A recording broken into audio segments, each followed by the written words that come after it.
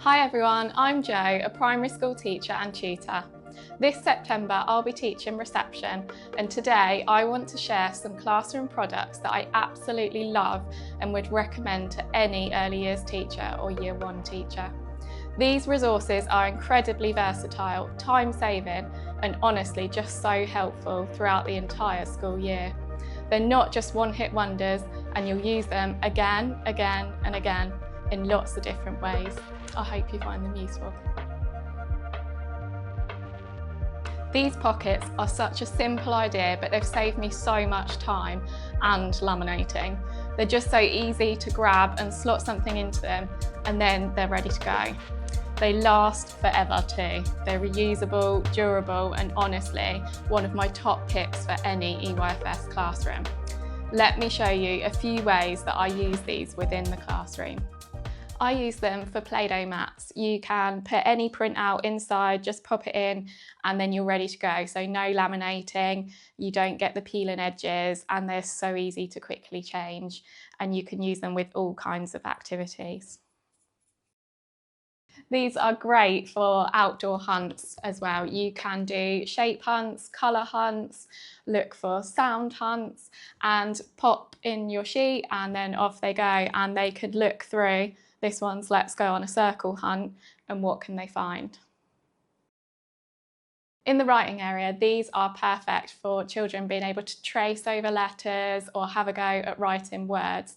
And also like this, I've popped in a phoneme frame and they can choose different objects. We've got sun, so they can sound it out. S, And if they make a mistake, it's perfect because they can just wipe it off and then start again.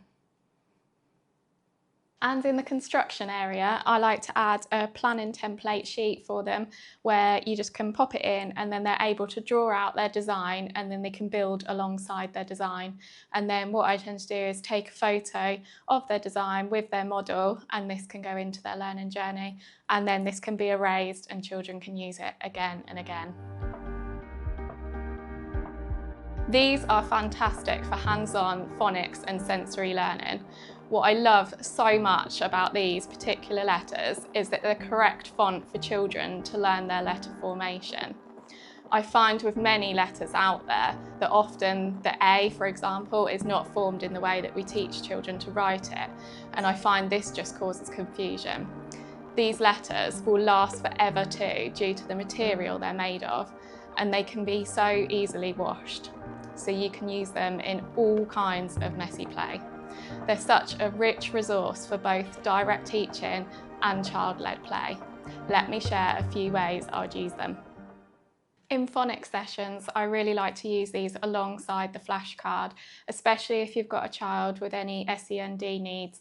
They're so tactile for them to be able to use. Children can use these in the provision as well. They're great for being able to build their name. So you can chuck them into anything like shaving foam, glitter, sand, water, mud, anything at all, and they can search around, find the letters of their name, and they can trace over them. You can use them to match with their name and just have loads of fun with it. They are brilliant with using alongside Play-Doh and sand like this, so children can press them in and get the shape of those letters. You could use it for building your name, you can use it for single sounds, but you can also use it for building CVC words.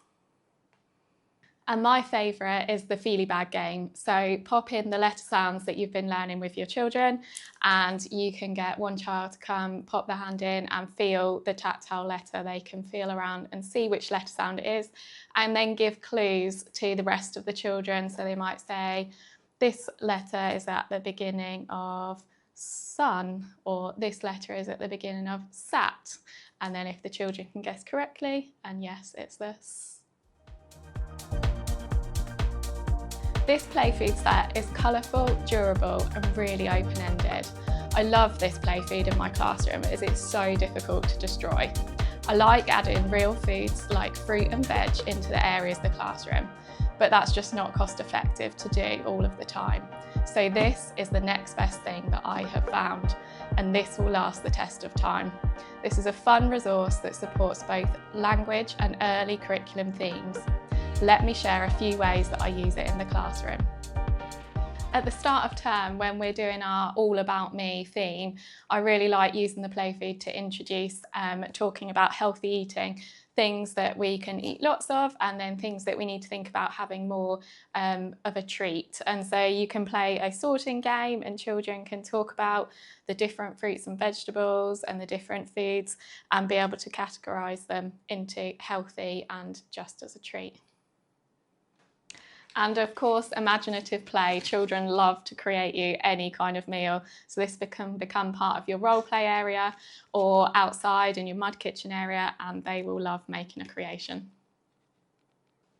And of course, one of my favourites is the silly soup game. So using some of the food items and other items, choosing an initial sound, and can they identify things with the initial sound? So for example, S. So we would have sweet corn, and we put it in the silly soup.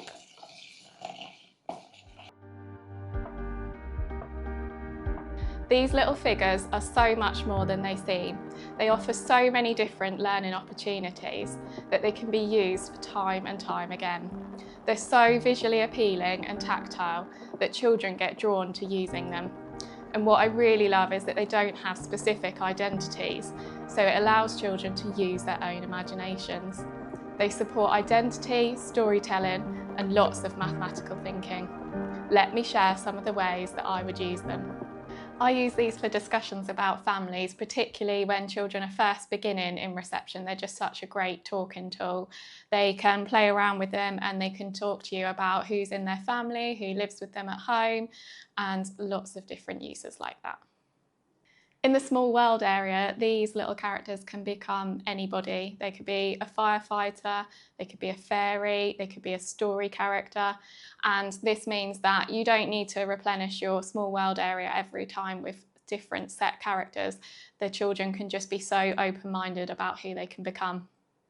And in maths, there's so many opportunities. You can sort by colour, you can sort by size, addition, subtraction, sharing. And then one of my favourites is to create number stories. So you can have a picture or children can draw their own. And then we've got 3 people in the house and then 2 more come along. How many have we got now? These are so much fun and really get the children talking. They're engaging, interactive, and encourage playful learning, as well as being the perfect tool to support children with additional needs. Let me share some of the ways I've used them in the classroom. I use them in the provision to offer key questions and prompts for the children. So for example, in the maths area, I can record what I would like to ask them. I wonder how many squares and circles I can find. And then that can be in the maths area, and the children are aware that the answer buzzers are going to give them a question or a prompt, and they can go up, listen to it, and then off they go and do their little challenge.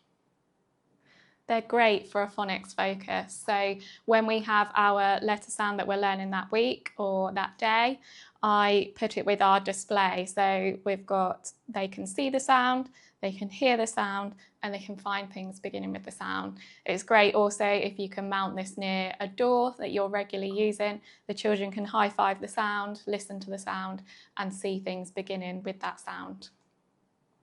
In role play and small world, children can use them to be able to record parts of their story or even create voices for their characters. In your writing area, you can use this to record some story openers or some story keywords for your children to help them if they're wanting to have a go themselves, or also it could be used during your adult directed time. And if you've got children that sometimes struggle to remember their sentence, they themselves can record their sentence and keep playing it back to themselves to help them with writing down their words. This one is a dream for classroom organisation, and it looks great too.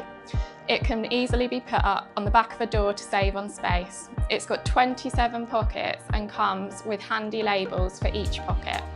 This is something that will last a long time in the classroom, and there are just so many different ways that it can be used. Let me share a few ideas with you. I use it in phonics to organise all the resources for the week. So I can have my pockets labelled with the days of the week. You can sort your flashcards that you need, your words, your books, and just keep them all sorted for the whole week. Each child can have their own pocket, so it encourages their independence for sorting out their own pieces of drawings that they may have done or bits of work that they may have done, and it gets rid of that dreaded no name on a piece of paper and trying to sort it all at the end of a day. So they can simply have a little bit of time when we get ready for home time, they go to their pocket and take out their drawings and things to sort to go home. If you're a school like us that does paper learning journeys, then this has been an absolute lifesaver.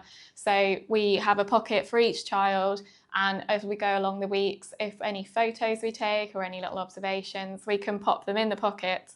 And then when we come to do the learning journeys, it just makes it so simple for myself or a TA to grab the things out of the pocket and put straight into the learning journeys.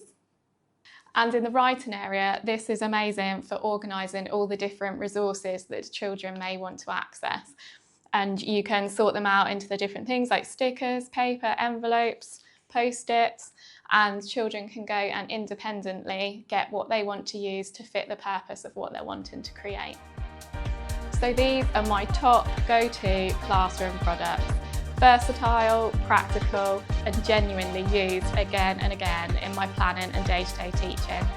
If you're starting in early years or looking to refresh your classroom setup, I hope this gave you a few new ideas. Let me know in the comments if there's one you already use or if you've got a favourite resource I should check out. Thanks so much for watching and happy teaching!